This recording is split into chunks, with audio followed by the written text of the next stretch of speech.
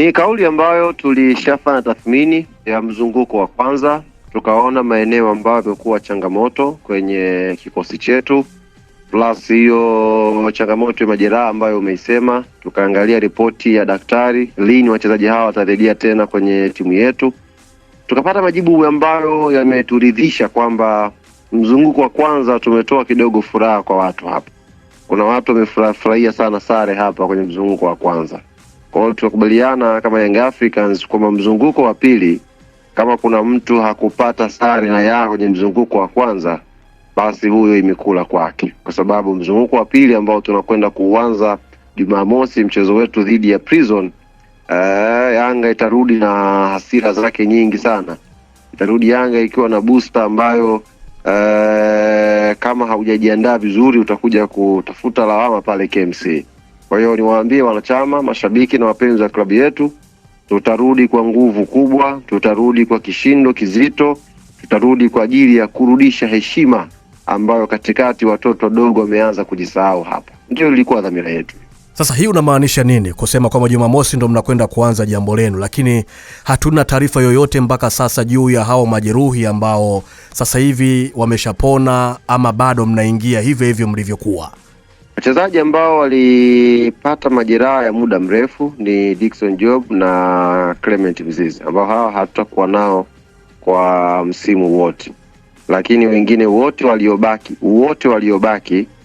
kwa 80% wameshakuwa tayari. Ni mwalimu tu aone kama anaweza kuwaisha hilo balaa au akasubiri. Hii break ya FIFA hapa imetupa muda wa kurikava vizuri wachezaji wetu, na wote wako tayari kwa kazi. Kwa hiyo ukiondoa Dickson Job na Clement Mzize, waliobakia mwalimu akiona wanatakiwa wawahi kuwashughulikia Prison, watawahi kwa ajili ya hiyo kazi. Sawa, kuna kauli aliitoa Max Nzengeli wakati anazungumza kwenye Yanga Media Day, akisema kwamba kikosi mlicho nacho sasa hivi ukilinganisha na misimu miwili nyuma iliyopita, hiki cha sasa hakina ubora ule ambao ulikuwa kama miaka hiyo miwili iliyopita. Hii kauli amemaanisha nini na nyinyi mmeipokea namna gani? Kwanza kumaanisha nini, nafikiri aliyezungumza anaelewa zaidi kama mchezaji. Hiyo iko kwa upande wake, na sisi kama viongozi hakuna ubaya wote ambao tumeiona kwenye hiyo kauli. Ni kauli ambayo Max ameitoa kwa area ya kwenye pitch, kwa maana ya kama mchezaji. Na uzuri Max amezungumza vizuri, amejiinclude pia na yeye mwenyewe kwamba hata yeye performance yake ilivyokuwa mwaka wa kwanza ni tofauti na mwaka huu. Kwa hiyo alifanya tathmini yake ya kiufundi, na yeye ni mchezaji, ameona hivyo vitu. Na sisi viongozi always maoni yakiwa yanatoka kama hivi kutoka kwa mashabiki, kwa nini, ni jambo zuri, na hatujawahi kupinga maoni, kwa sababu yanatupa nafasi ya kuendelea kuwa bora zaidi. Kwa mimi naamini Max amezungumza kitaalamu kabisa, wala alikuwa hana haja ya viongozi kujadili umeipokeaje. Alizungumza kwa area ya uchezaji, na uzuri alijiinclude mpaka yeye mwenyewe kwamba nilivyoanza season ya kwanza na sasa hivi naona ni tofauti, na akasema ni kwa sababu nimetumika sana, kwa hiyo automatic lazima utakuwa unachoka. Lakini tunaamini mapumziko ambayo ameyapata haya, mziko ambayo yatakuja kutuimarisha zaidi. Plus ukizingatia player ambao tumeongeza kwenye dirisha dogo walikuwa kidogo na changamoto ya kuzoea mazingira, kuzoea timu.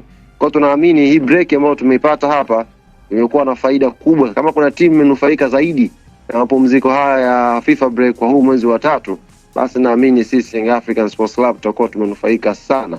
Na inshallah Jumamosi ikifika nitakwenda kupata majibu ya haya ambayo nakwenda kueleza sasa hivi. Sawa, ukiachilia mbali hayo, kwa upande wa kinachoendelea kwa mengine, maana naona kuna watu wanapita kwenye viunga vya mamlaka ya soka Tanzania. Wanakwenda kufanyaje huko? Sijajua, labda wewe kama una taarifa.